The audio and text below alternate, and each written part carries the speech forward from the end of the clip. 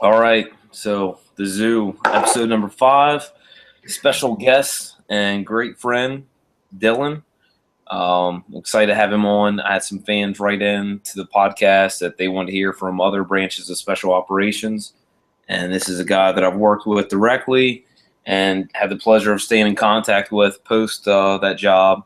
And again, he's been one of the resources that I plugged into when times were dark, and awesome guy. So I'm happy to have him on. As always, big shout out to Direct Action USA. Just got some of my custom cuffs from them. So be on the lookout for them. Again, go to their website, check them out, directactionusa.com. Veteran owned and operated business. They make custom cuffs and bracelets. Handmade in the USA, and is starting with America. I like saying made in the USA in another country. But they'll be putting out some great products here recently. Go to their website, check them out. They're an awesome company. And what I've loved about them from the beginning, them starting off, they've started with the Vet Lives Matter foundations and really giving back to the veteran community.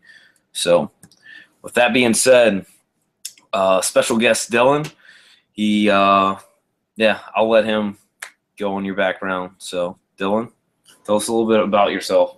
Hey, thanks for having me on. A little bit about my background. On a prior Force Recon Marine, 4 years active duty. I spent 7 years over in Iraq and Afghanistan as a high-threat personal protection specialist, and pretty much everywhere in between. So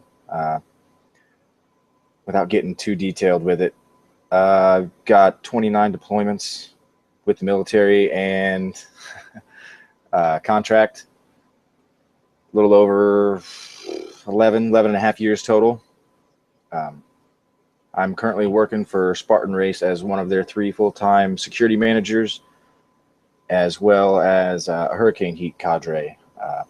I could try to explain what a hurricane heat is, but it would take all night. Yeah. You're just going to have to go on there, look, and come out and try one for yourself.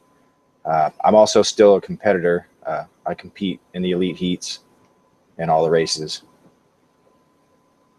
And contracting is where you and I first met. I was kind of the rookie on the team.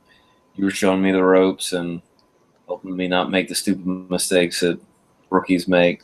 What are your perspectives on like the new guy getting out of the military? He's heard about contracting.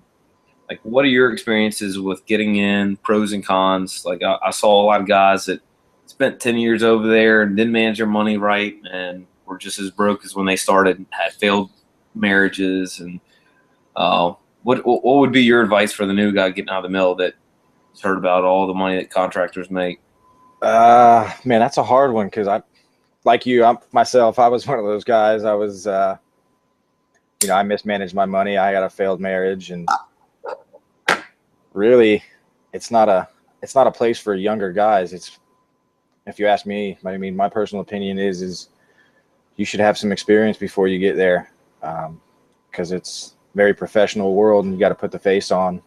It's not like being in the military. You don't get to just run around and be all dirty and unprofessional like. You gotta make it look pretty.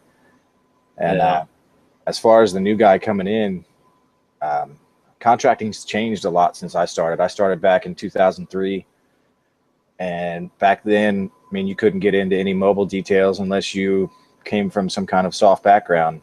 Nowadays, I don't want to say they let just anybody in, but the standards are a lot more laxed, and that in turns makes it a little bit more dangerous for the operators themselves. Yeah. When all the operators don't come from the same background, their training's different, they're taught differently, their mindset's different. So if you are young and getting into contracting, make sure you listen to the older guys that have been there for 10 years and know the routes and know the enemy and know exactly how to do the job.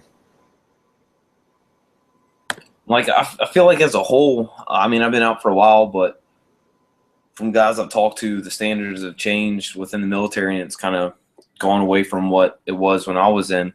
And like, I kid you not, today I was at work and there was this guy comes up in uniform. I'm like, all right, I'm waiting for something to be wrong, like his sleeves to be undone, his boots to be untied, or whatever. He walks up on his cell phone, and my buddy had to like grab me on the shoulder because I wanted to like run over, tackle him, grab my back and neck, throw him down, make him start doing push-ups. Staff sergeant. And so I walked up to him, and he was like, "Are you prior military?" It's like, "Oh no shit, I'm wearing boots, cargo pants, and I got a rigger's belt, and my shirt's tucked in. What gave you that impression?" And so he's like, "Oh, have you ever thought about joining the military?" I'm like, "Oh yeah, that might be a nice option." He's no shit. He has like a grocery bag in one hand. He starts putting his hand in his pocket, and I like look down in his pocket. He snaps it out. I'm like, "What do you do?" He's like, "I'm a recruiter, and I used to be a chaplain." It's like, "What is that?" He's like, "Oh well, I'm basically a bodyguard for a priest." And I was like, "All right, cool story, man. Later." So with that rant, I mean, in the military, like what made you want to go into special operations? I mean, I really want to harp on the mental endurance aspect of what it takes to one get into an elite unit like Marine Recon, Rangers, SF, and what you've kind of found in the Spartan race that was similar, or what kind of drew you into that path. Really, all of mine started before I even went to boot camp. I did the research, prior to going in. I knew I was going to be a Marine. I knew I wanted to be a recon Marine. So I did the research before I even left. I knew what I had to do for the NDOC and the screening. I knew I wanted to be at Second Force. I wanted to be on the East Coast. I didn't want to be on the West Coast.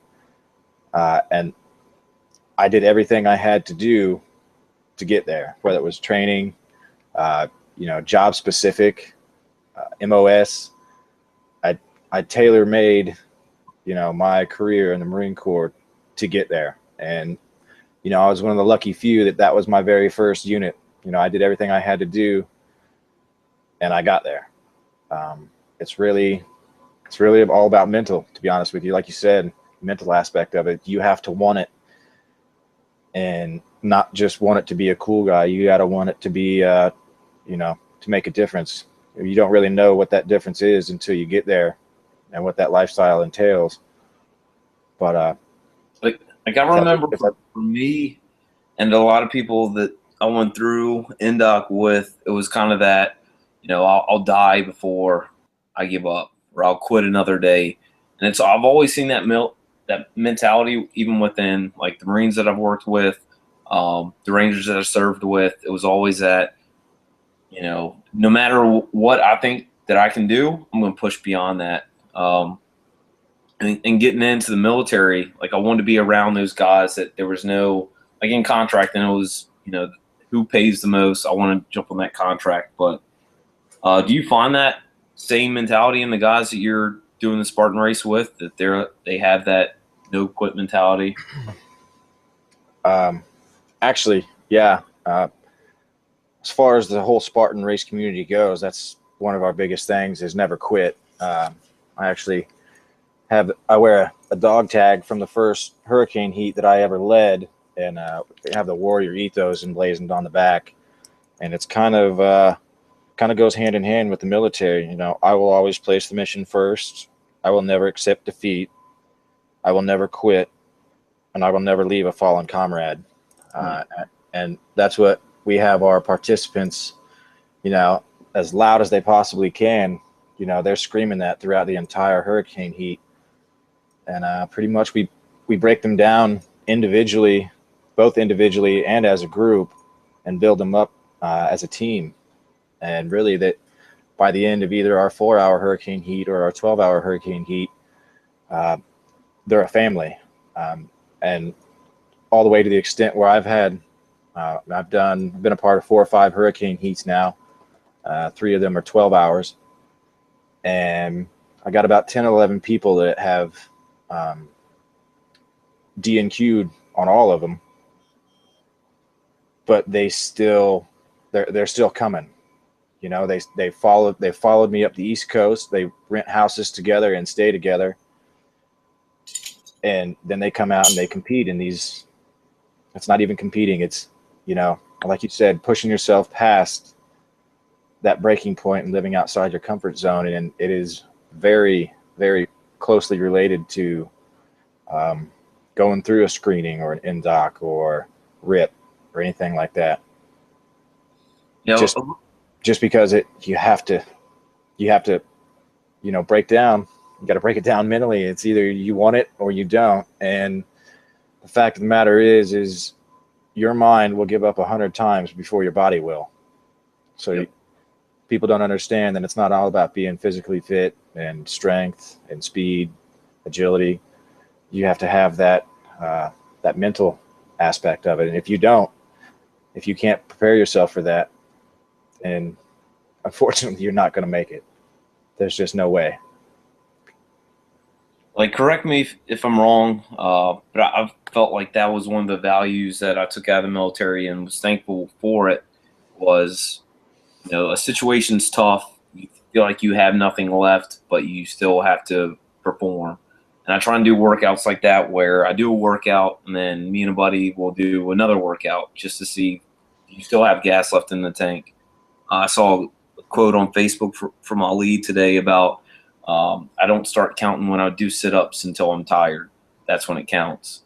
And applying that to life, I've always tried to take the Ranger Creed and different ethos and apply that into my day-to-day interactions, whether it be some financial struggle or something that I'm going through, or even just assimilating back into the civilian life of I don't feel like I have anything left in the tank, but I still have to push and go through. Do you feel like the Spartan race has been conducive to that type of mentality where you've connected with people that share that same insight? Oh, absolutely. I mean, like I said, these people that, and I'm only speaking on behalf of the hurricane heat stuff right now. I mean, they really, truly become a family, and they don't leave each other behind. If somebody needs help, somebody's carrying somebody's ruck, or it just doesn't matter. They finish. I mean, obviously we have certain percentages that we want people to finish in each one. I'm not going to tell you what that is, but 12 hours a little bit lower than the regular one. But yeah, it is. Yeah, I remember they always lean heavily on each other, whether it be for motivation or helping them with the mental aspect of it. I've had guys come up to me that 3/4 of the way through and say, "Hey, I'm done," and I give them a few minutes, and I was like, think about it, because if you really think you're done, then you can walk away. I'm not going to stop you. But as much as I am there to make people quit, I'm also there to push people to move past their breaking point and live outside their comfort zone. I remember watching you on Facebook. You started posting stuff when you started doing the races, and I remember back in Montana, I did a couple. Yeah. And it was like, hey man, he's out doing the Spartan races. It looks like it's awesome. I miss that challenge of the physical aspect and the mental aspect. So I went and did a few, and even with like the 6-year-old couple, this man and this wife, they're on the top of the mountain, they're rucking up together. And then I'd run by, and there was some guy, hey, you want a Cliff Bar? Like, yeah, sure, I'll take a Cliff Bar. People just encouraging each other and bringing each other up, and I miss that so much out of the military. And I felt like, in that moment in time, I had that. So when you say that you still connect with people from the Spartan race, and there's that similar aspect, but I wish that more veterans that are struggling would take that and just go out and do a Spartan race. Oh, absolutely. I mean, it's huge. Like yourself, I had a hard time when I first came home, and really the Spartan races are what, for lack of better terms, brought me back to life, and gave me that confidence that I had going through all that stuff, just like I did in the military. And it's Spartan races, that's about mental toughness, perseverance, endurance, strength, all of that. And you have to have all that to finish it. Maybe not a 4.5 mile sprint, but it's going to test you no matter what. That's why our huge thing is you'll know at the finish line. And like you said, people, this is it's really more of a lifestyle. I mean, people follow us all over the country. There's actually a young lady sleeping about 100 yards away from me in her car, and she's been at every single race that I've worked so far over the last 3 months. And it's just that dedication. It's a very positive environment. Everybody here helps each other out. But at the same time, the Spartan Race offers a completely different side of the competitiveness, which is the elite heats. And I can promise you, if you think you're in good shape and you can run and think that you can compete with the guys that run an elite, or the women for that matter. Are there some badass women that do the elite? Oh, absolutely. Man, Amelia Boone, she's a beast. There's a couple of them. Who else? Yeah, I can't think of the names right off the top of my head, but there's yeah. I mean, I'm not gonna lie. I run elite in all my races, but I've definitely been passed by Amelia Boone a few times. She's she's pretty good. So yeah, I mean, I always try to push it on everybody. I mean, it sounds stupid to a lot of people that don't understand it, but it is, from my point of view, directly related to the stuff that we went through, going through RIP, indocs, screenings. You know, it's endurance, it's mental toughness, perseverance, and it's an obstacle course. How many times you do the obstacle course? Yeah, a lot. Exactly. You know what I mean? So, I mean, it comes naturally. It came naturally to me, as far as the courses themselves, going over the obstacles, climbing ropes, carries, you know, all that kind of stuff. It came naturally to me, but it gave me my competitive edge back. That's where I got my edge back, was from the races, being competitive. I remember seeing like pictures of you in the gym with the altitude mask and like out doing badass workouts, starting to get shredded again. Do you feel you were saying that Spartan Race is like a lifestyle? Do you feel like, you know, doing the races and setting the goals for, I want to do this race and I want to come in first, that goal setting to the Spartan Race has helped you with goal setting in life? Like going from, for me, the guy in the corner, dark, cold, drinking himself stupid. Hey, I'm gonna set this 50-meter target. I'm gonna hit that. Then I'm gonna go for this 100-meter target. And you start to set those goals for the Spartan Race, and then they apply to things in your life, whether it's I'm going to do this in my marriage or I'm going to do this in my financial life. Do you feel like for you, you've seen that, setting goals for Spartan Race and fitness and what you had to do, kind of the concept of, you know, if it's worth it, that you'll apply the necessary actions to reach that goal? Do you feel like that at all? Absolutely, man. Like I said, you know, I had a hard time myself when I came back, and didn't really know which direction to go in or where I wanted to go and what I wanted to do. And all I knew is that I heard about these Spartan races and I wanted to go out and try one. And I knew that for my first year, I wanted to get a trifecta, which is running all 3 levels of the normal races in a calendar year. Nice. And I didn't just stop, you know, there. I set goals. When I set that goal, I also set the future goals for myself, which at the time was, I mean, the levels of races we have is a sprint, which is about 4 or 5 miles, a super, which is about 9 miles, the beast, which is closer to 15. And then, like, I'm here in Killington, Vermont right now, and we have the ultra beast, which is pretty close to 30, 32 miles. It's 2 beast laps, which is it's pretty rough, especially here at Killington. Killington's one of our biggest turnouts. It's usually where the world championships are at, but this year it's in Tahoe. Anyway, so I set it out to do all that and to reach the end goal. And back when I got started, the end goal for me was the death race. We don't any longer participate in that. We have our own 60-hour event now that is going to start actually this month, called the Agogi. And it's different from the death race. It's more, it's just as much like we were talking about mental as it is physical. It's I all about perseverance. I don't mean to cut you off, but just seeing some of the postings on Spartan Race and different sites with the death race. I'm not sure about the Gogi. Do you find a lot of like special veterans in general, but other special operations, either SF, Rangers, SEALs, Delta, whatever? Do you find those guys competing in the Spartan races? Yeah, I'm not going to single it down to the soft community. But we definitely have a big military following.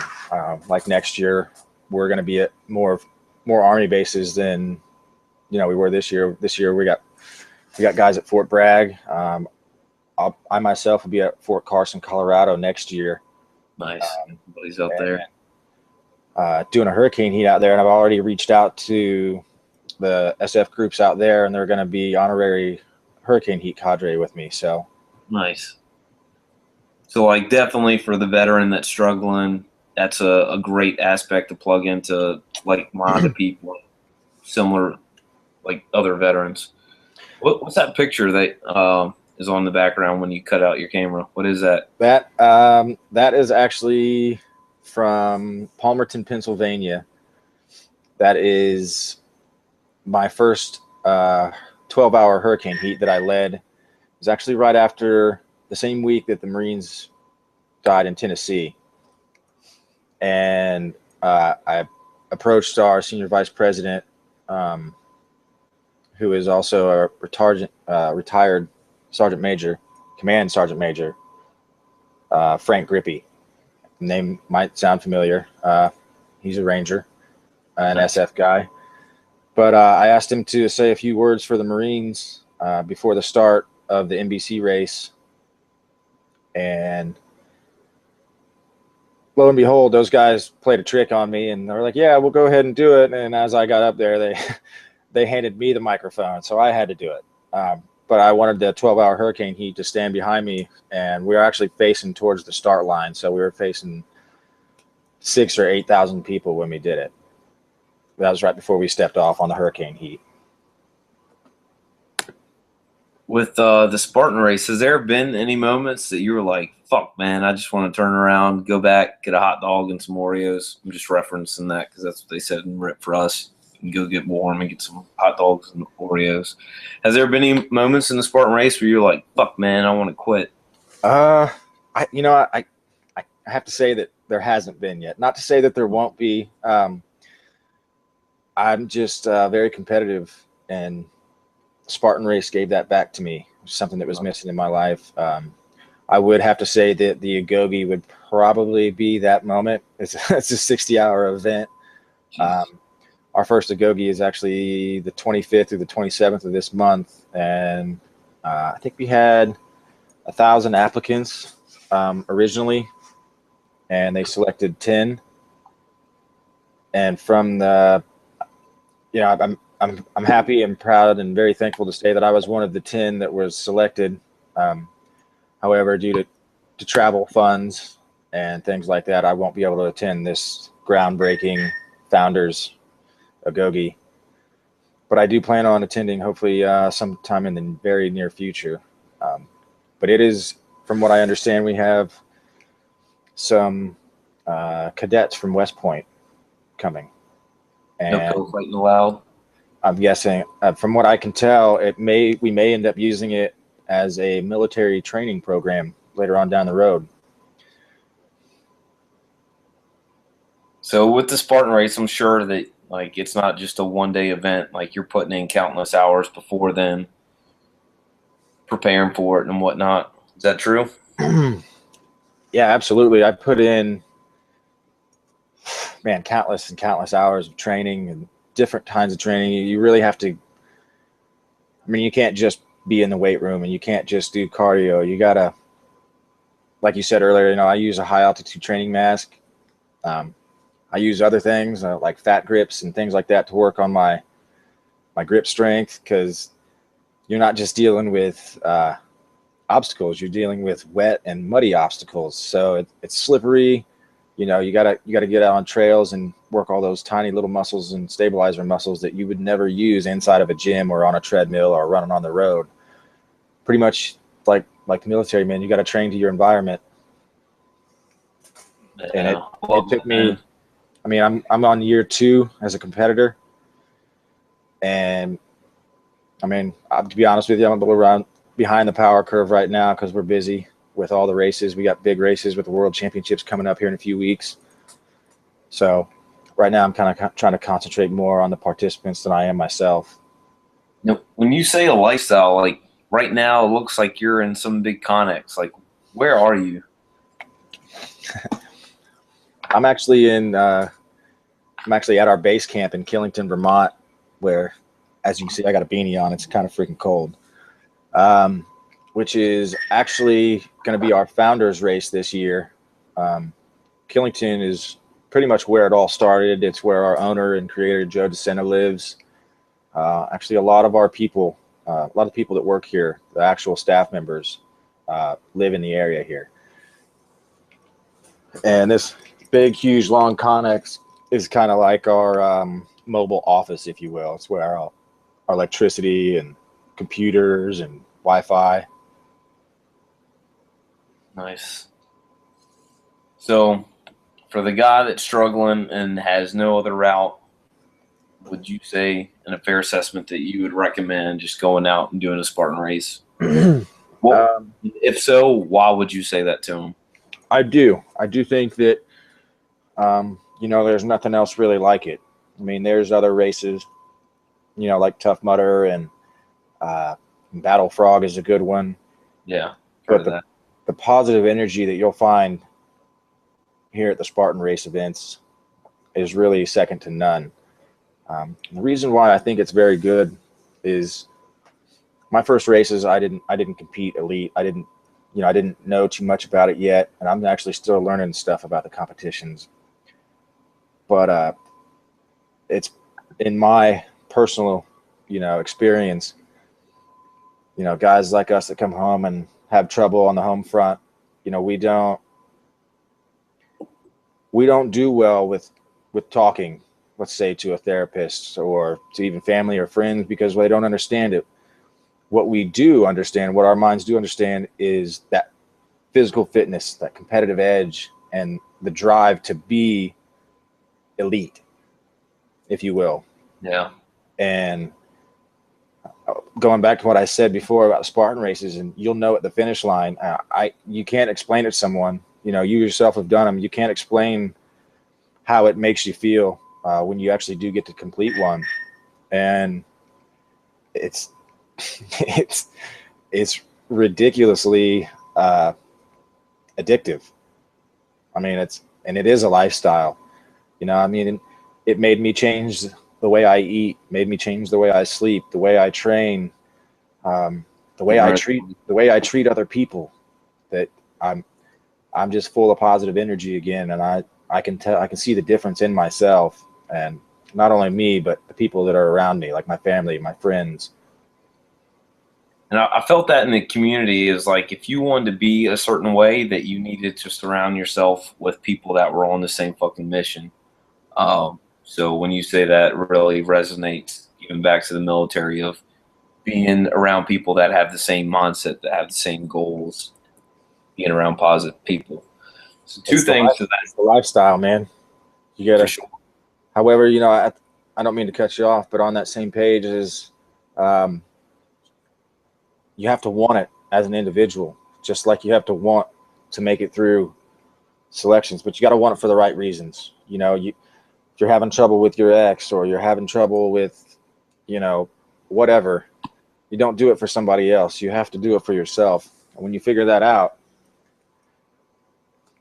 man, the possibilities are endless. I mean, look at me. I started off as a competitor. I ran my first hurricane heat this year, actually, and I ran it in Indianapolis, Indiana, which is where I live, and met Cody, who is a prior Marine and security contractor as well. He was a security manager for Spartan, and he and I hit it off real well. And here I am with a new career, And to be honest with you, it helped me out so much that you either take it or you don't. You either take away from the positive stuff, or it just kind of flies right over your head. But it's also given me the chance to really change people's life for the better, and on a daily basis.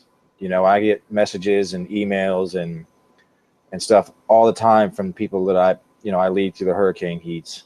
And thanks for showing me how to push past my breaking point. And you changed my life. You changed the way I'm going to train. You showed me my weaknesses. People that do these things, if they fail, they take away the positive things from it. They don't look at the negative. They don't look at, man, I failed, I suck. They see what their downfalls are, and they go home for a few weeks and train those downfalls and come back and try again. And if they don't pass it, they learn from those mistakes. Sure. Because not all hurricane heats are the same. And for the guys in the military and girls in the military, I really would stress coming out for hurricane heat, because it's military oriented and it's going to break you down. Doesn't matter how strong and physically fit you are. It's completely different than doing a race. And when you see how it becomes a family, there's a lot of positive energy there. I mean, you'll see it on the course, like you said, people offering you Cliff Bars and helping you get over obstacles and stuff like that. But the hurricane heat is second to nothing when it comes to stuff like that. Now, for the guys that want to get into either special operations or the military in general, do you think Spartan Race will offer a taste of what life's like to come, with Absolutely. moving over obstacles, mental toughness, camaraderie? Do you think that is a good route to get into for the guy that wants to join the military? Absolutely. You can start off racing, and I hate to keep harping on the same subject about the hurricane heat, but all the hurricane heat cadres are a very high percentage of the cadre are prior military. And you got guys that were infantry, you got guys that were soft, and it's literally like a miniature rip. So, I would definitely say do the races, because that's going to help you with your, like you said, your perseverance, your mental toughness, and your overall physical fitness. But if you really want to challenge your perseverance personally, come out to a hurricane heat, and I'll definitely make you think twice about it. I promised you that we'd keep it around 30 minutes, so we're kind of running to that mark. But so I got all night. I got to ask the question, man. How are the women? Like, look-wise, I'm sure I'd be the guy that stalls a little bit and goes a little bit slower, so you can watch that little bunny run by, and then. Oh man, I can't tell if it's the worst thing or the best thing about working here. It's just a bunch of really awesome, positive, down-to-earth, physically fit chicks running around in spandex and sports bras everywhere. It's terrible. I'm kind of jealous of your job now. Yeah, it's pretty good. Man, I'm kind of dry on topics now, but biggest thing I was happy about bringing you on, one, to have somebody I've worked with and a Marine at that, because I've respected you guys even before the military, in the military, and then especially contracting, seeing your level of dedication to your craft, whether it be fitness, marksmanship, or just being a fucking solid dude in general. And you guys as a community are so tight-knit and stay in contact with each other, and I love that. And I see it in the Ranger community. I'm kind of divided with the conventional Army. I don't have a lot of friends. I do have some, but I just love you guys' sense of community, and you personally reaching out to me in my dark times. And I felt like for the veteran that's struggling, looking for that route to assimilate back into normal life, that Spartan Race for you has helped out in that aspect. And I wanted you to share your insight and offer that as a potential route for somebody that's going through dark times. Yeah, I think it's a great route to take. It may not be for everybody, but one of the biggest things about myself was I lost the will to do anything. I mean, I was hermited myself in the house in a dark room and didn't go to the gym, didn't run, didn't do, hell, I didn't even go shooting. And, but as soon as I got into it, and it's really just that edge, the competitive edge that you lose because you're not PTing every day like you do in the military. You're not surrounded by, alpha men pushing you to be the best every single day. And when you come to a Spartan race, it's on you. It's not on anybody else. You have to either push through and finish or bow out. Definitely. And it makes you break that threshold. It's either it's time to move on or you just aren't ready. And I haven't met one person that didn't choose to move on yet. Yeah. That's awesome. Like I said, I'm drawing topics. Is there anything else you want to say or talk about? I don't really have any topics. You know what I mean? I could talk all day about the Spartan races and the different things that we do for people, stuff like that. One of the new things is we have kids races, but not only kids races. We are doing races for special needs kids.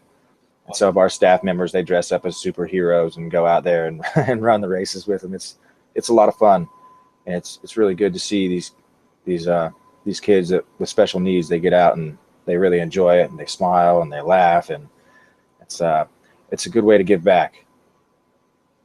Nice. So for the fans that are listening in and want to follow you and see what you've got going on with Spartan Race, is there any kind of way to connect with you? Are you on social media at all? And if so, how to follow up with you? Yeah, I am actually. I'm on Facebook. I have an athlete page on Facebook. If you search my name, Dylan Forsyth, DYLAN FORSYTH, my athlete page should pop up, and I'm always free to help people with training tips, or I can help get you squared away as a volunteer at a race, which you can get free entry races for. I prefer not to give out my personal stuff. But if you need to get in touch with me, via email, you can get a hold of me at dylanf@spartan.com. That's my work email. And that's about it. Nice. Well, like I said, again, I'm so appreciative that you came on. I've got a lot of questions about what's it like to be in soft, mental endurance, pushing past obstacles. You were the perfect guy that I thought to bring on. So thank you for breaking your time out. Again, as I said in the beginning, we're currently not sponsored by anybody. We're funding this out of the care of our heart and pennies that we have in our pockets. So go check out Direct Action USA. They make custom cuffs. I had a batch made recently this week. As you can see, got enough for everybody right now. This one says Caged Chaos. That's just how I feel. And that's how I feel like a lot of vets feel. Caged Chaos, walking back in this city world where people are right with ordering a number 4 and not knowing how to procure their own food and water and be freaking meat eaters. And I live in Ithaca, New York. I'm not going to speak my opinions on this place. But anyway, go check out Direct Action USA. Get your custom cuffs made. Just remember why you're still in the fight and stay in the fight. Connect with everybody. Dylan, among everybody that I've had on the podcast, is one of the guys that I reach out to when I'm in hard times. So make sure that you stay in connect with people in your life that you care about. Let them know that you care about them. As always, tune into the zoo. We appreciate your feedback and comments. You can reach us directly at zoo75podcast@gmail.com. Send in your feedback, things you want to hear about. We're still pushing to get the topics on medical marijuana. I'm all for that. Yes. So yeah, thanks again, and we'll get with you guys soon. Thanks for See ya. having me.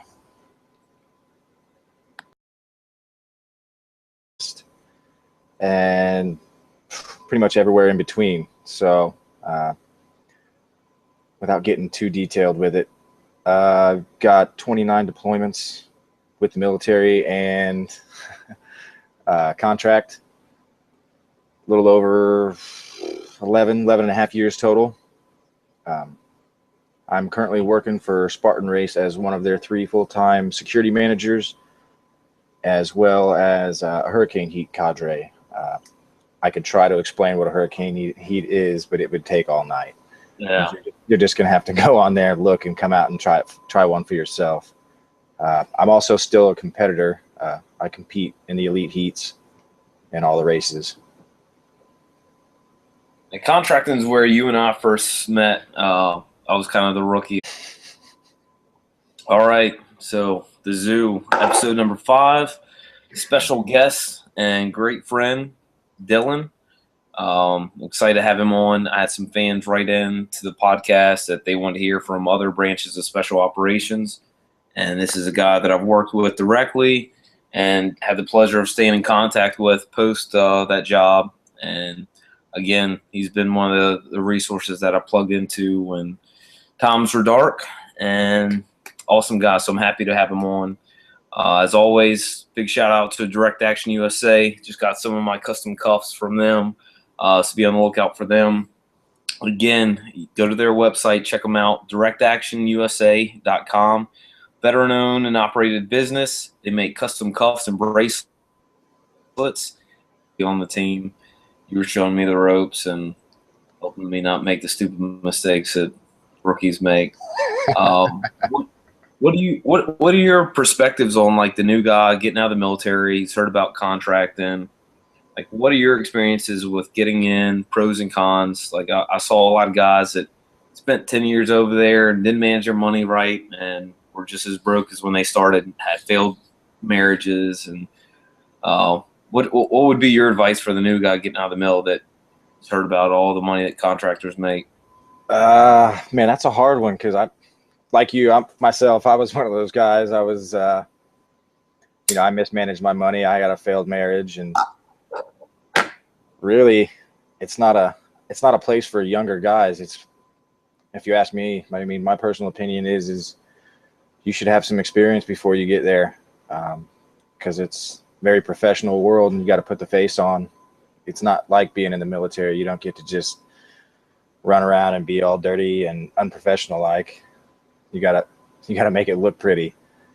And as far as the new guy coming in, contracting's changed a lot since I started. I started back in 2003, and back then, you couldn't get into any mobile details unless you came from some kind of soft background.